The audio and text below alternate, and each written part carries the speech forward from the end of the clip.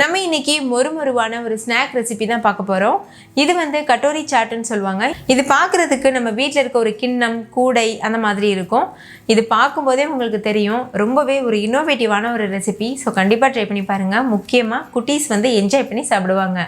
Hi friends, வணக்கம். என் பேர் Abhi. Welcome to Indian recipes Tamil. வீடியோக்குள்ளே போகிறதுக்கு முன்னாடி நம்ம சேனல் இந்தியன் ரெசிபிஸ் தமிழை சப்ஸ்கிரைப் பண்ணிக்கோங்க. கூடவே இருக்க பெல் சிம்பலையும் கிளிக் பண்ணிக்கோங்க.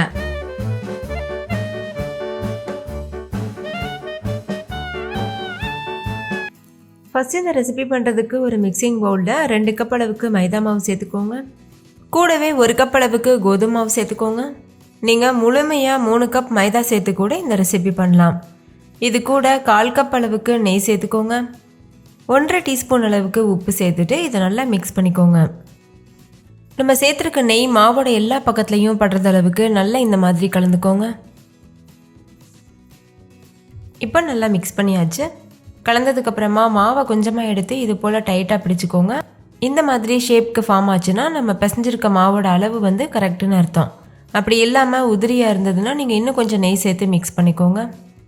இப்போ தேவையான அளவு தண்ணி சேர்த்து சாஃப்டான சப்பாத்தி மாவு கன்சிஸ்டன்சிக்கு பிசைஞ்சு எடுத்துக்கோங்க. இப்போ பாருங்கள், மாவை நல்லா பிசைஞ்சு எடுத்தாச்சு. இது நல்லா சாஃப்டாக இருக்குது. இப்போ மூடி போட்டு மூடிட்டு இதை அப்படியே ஒரு 1 மணி நேரத்துக்கு விட்டுருங்க. 1 மணி நேரம் இது நல்லா ஊறட்டும். இப்போ 1 மணி நேரம் ஆகியிருக்கு. மாவு நல்லா ஊறிருக்கு. இதை ஒரு டைம் லேசாக பிசைஞ்சு எடுத்துக்கோங்க. இப்போ இதிலேருந்து சப்பாத்திக்கு போல் சின்ன சின்ன உருண்டைகளாக உருட்டி எடுத்துக்கோங்க. அடுத்து ஒரு பூரிக்கட்டையில் கொஞ்சமாக வரமாவு தூவிக்கோங்க. நான் மைதா மாவு தூவியிருக்கேன். இதுக்கு மேலே நம்ம பிசைஞ்சு வச்சுருக்க மாவு உருண்டையை வச்சுருங்க. இப்போ இதை சப்பாத்திக்கு போல் மெல்லிசாக திரட்டிக்கோங்க. சப்பாத்தி அளவுக்கு இருந்தால் போதும்.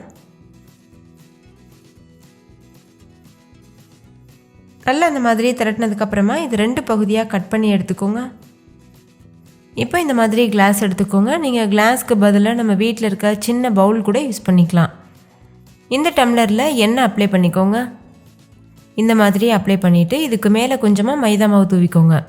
இது எதுக்காகன்னா நம்ம இதை வந்து டீமோல்டு பண்ணும்போது ஈஸியாக வெளியில் வரணும். அதுக்காக கொஞ்சமாக மைதா மாவு தூவினா போதும். எல்லா இடத்துலையும் படுற அளவுக்கு இது போல் டேப் பண்ணிக்கோங்க.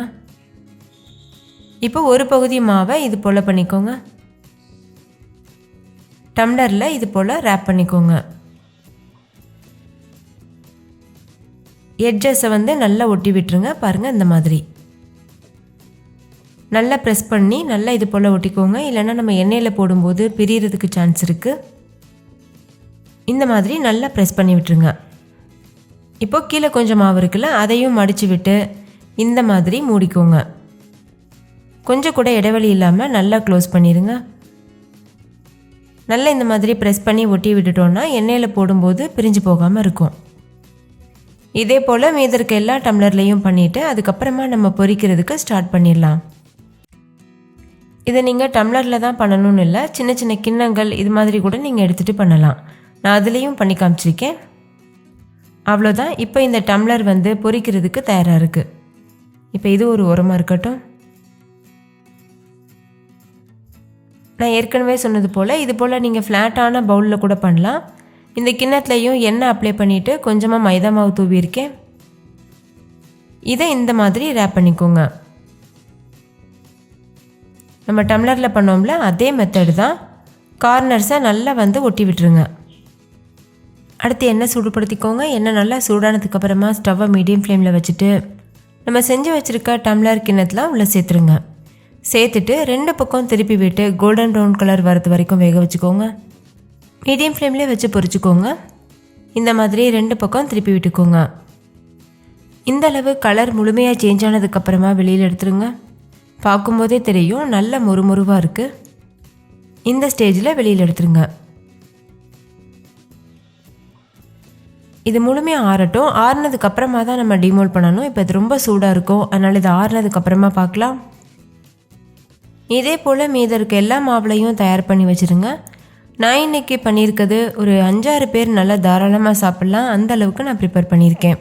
நீங்கள் 2-3 பேர் சாப்பிட்றீங்கன்னா கம்மி பண்ணிக்கோங்க அளவுகளை. அடுத்து நம்ம இதை உள்ளே வச்சு சர்வ் பண்ணுறதுக்கு சாட் ரெடி பண்ணிடலாம். நான் இன்றைக்கி 2 கப் அளவுக்கு பொரி எடுத்திருக்கேன். நீங்கள் பொரிக்கு பதிலாக வேக வச்ச கொண்டக்கடலை, வேக வச்ச மொச்சப்பயிறு இதெல்லாம் கூட யூஸ் பண்ணிக்கலாம். இப்போ இது கூட ஒரு மீடியம் சைஸ் தக்காளியை பொடியாக கட் பண்ணி சேர்த்துக்கோங்க. ஒரு பெரிய சைஸ் வெங்காயத்தை பொடியாக அரிஞ்சிட்டு இது போல் சேர்த்துக்கோங்க.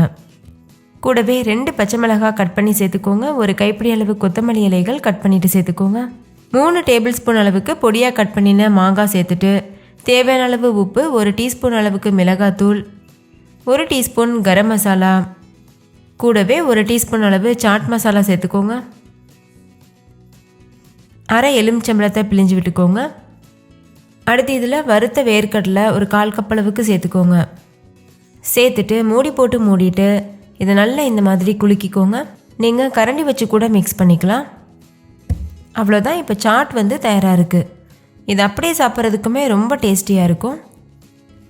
நம்ம செஞ்சுருக்க கட்டோரிக்கு உள்ளே வச்சு சர்வ் பண்ணும்போது இன்னுமே நல்ல ருசியாக இருக்கும். இப்போ இதுவும் நல்லா ஆறிடுச்சு. இதை டிமோல்ட் பண்ணுறது ஈஸி. பாருங்கள், இந்த மாதிரி லேசாக திருவினிங்கன்னா போதும், வெளியில் வந்துடும். நீங்கள் இது போல் கிளாஸ் மாதிரியும் ப்ரிப்பேர் பண்ணிக்கலாம். அப்படி இல்லைனா இந்த மாதிரி கட்டோரி போலவும் பண்ணிக்கலாம். பாருங்கள், இந்த மாதிரி ரெண்டுமே பார்க்குறதுக்கு ரொம்ப அழகாக இருக்கும், மொறுமொறுவாகவும் இருக்கும். இந்த சாட் கூடவே நீங்கள் இதையும் நல்லா நொறுக்கி போட்டுட்டு அதுக்கப்புறமா மிக்ஸ் பண்ணிவிட்டு சர்வ் பண்ணலாம். இடையிடையில க்ரன்ச்சியாக இருக்கும், அப்போ நல்லா டேஸ்டியாக இருக்கும். அவ்வளோதான், நம்ம இந்த சாட்டை இந்த கட்டோரி உள்ளே வச்சு சர்வ் பண்ணிடலாம். ரொம்ப ரொம்ப டேஸ்டியான ஈவினிங் ஸ்நாக் கட்டோரி சாட் சூப்பராக தயாராகிடுச்சு. நீங்களும் கண்டிப்பாக ட்ரை பண்ணி பாருங்கள். குட்டீஸ்லேருந்து பெரியவங்க வரைக்கும் விருப்பப்பட்டு சாப்பிடுவாங்க.